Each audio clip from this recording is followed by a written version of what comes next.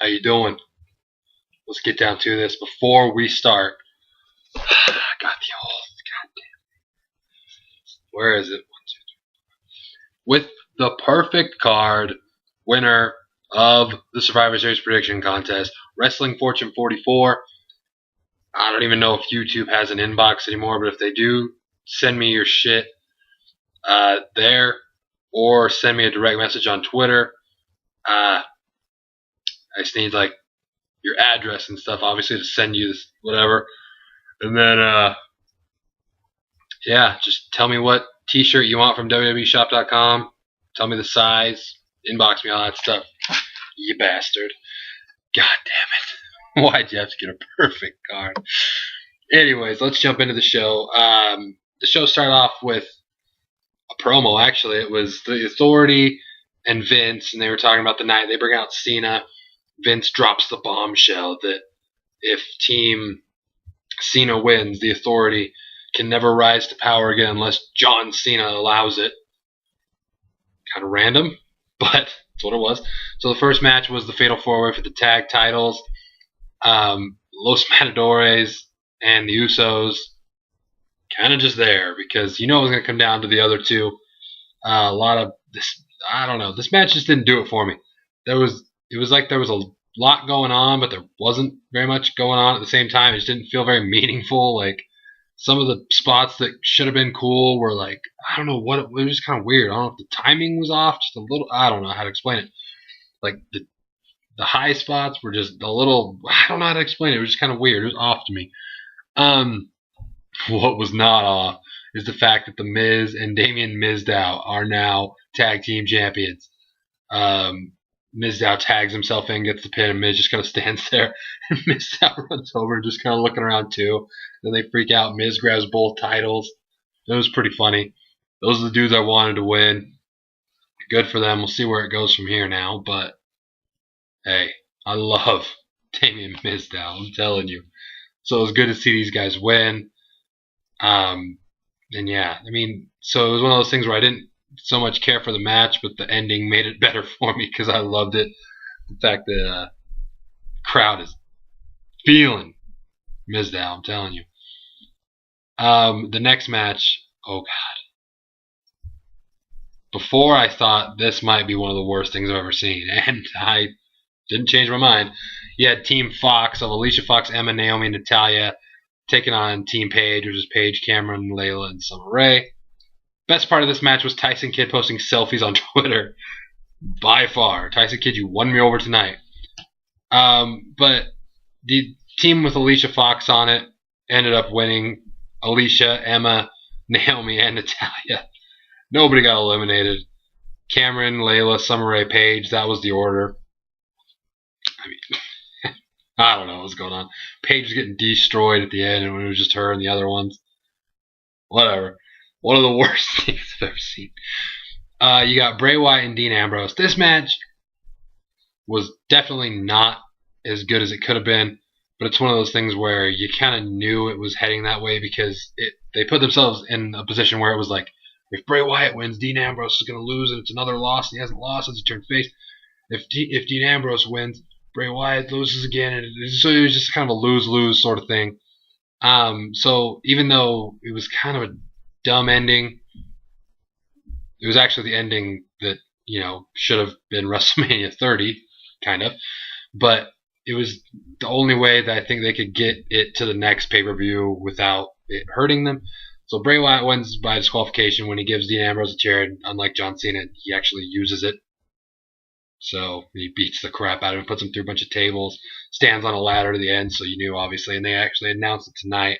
Bray Wyatt versus Dean Ambrose at TLC. So, like I said, this match was not anything special, but it did what it needed to, I guess, to make them both look decent. Then you got, you know, sometimes there's those unannounced matches that like steal the show in their own way. This wasn't one of them. Adam Rose and the Bunny beat Slater Gator, and that sentence alone is the most ridiculous sentence I've ever said in a video. Oh god. Divas Championship match, Nikki Bella versus AJ. The match starts the way WrestleMania 28 starts. Brie Bella calls AJ over and kisses her. All right. Turns around, Nikki Bella clothesline, rack attack. Nikki Bella's the Divas champion. I'm guessing this is going to put some truth to the rumors that AJ may be leaving. So, feel how you want to feel about that. But, it doesn't guarantee it, but it's kind of looking that way. Nikki and Brie. Brie looks pretty happy at the end, too. So, we'll see if they're buddies again or what happens from here. But Nikki Bella is the new Divas champion. Roman Reigns was via satellite. He was talking about how he's going to come back about this time next month. Talking is not his strong suit, so the fact they keep doing these interviews is just let him come back and surprise us, or just let him do his thing. It's just not doing him any favors, making him talk to a crowd via satellite 3 or 4 times. But good to see him, I guess. Main event of the night: Cena, Ziggler, Big Show, Rowan, and Ryback against Rollins, Kane, Mark Henry, Rusev, and Luke Harper. You obviously know the stipulations. Authority loses if whatever. So the match gets going, and the Authority is pumping everybody up. Triple H is in Mark Henry's face. He calls him over again. He's in Mark Henry's face. Oh. Mark Henry runs straight at Big Show. Pop! KO punch. Big Show eliminates Mark Henry from the get-go. Now, was that the most surprising thing of the match? That might be the third most shocking moment of the match.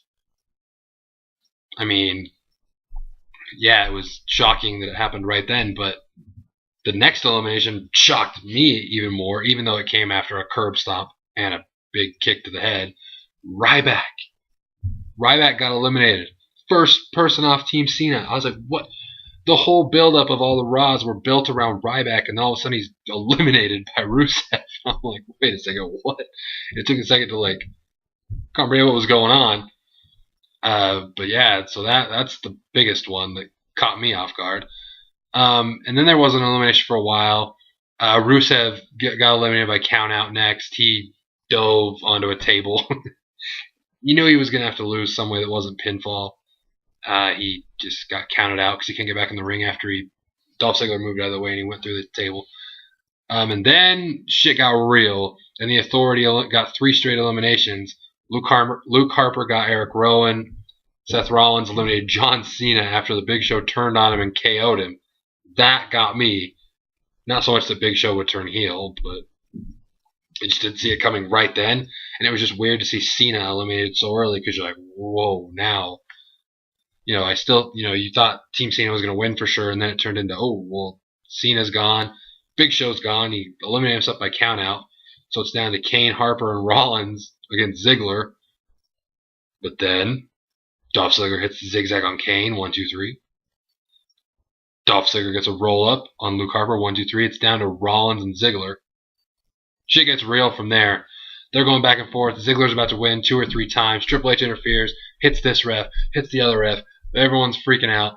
He beats on Ziggler himself, hits a pedigree, calls out the third ref, and then we get the debut of Sting.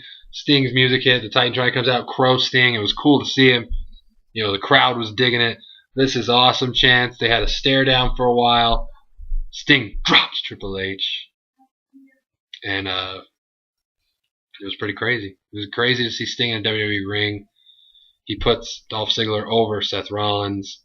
1, 2, 3. The Authority is gone, and gone is $30. Because my boy, or girl, I don't know, Wrestling Fortune 44, perfect card. Shout out to you. Send me your info. That's it for me. Let me know what you thought down below. Like this video. Subscribe. I'll see you tomorrow night for the Raw review. Wrestling Fortune, give me your information. Sting, welcome to the WWE.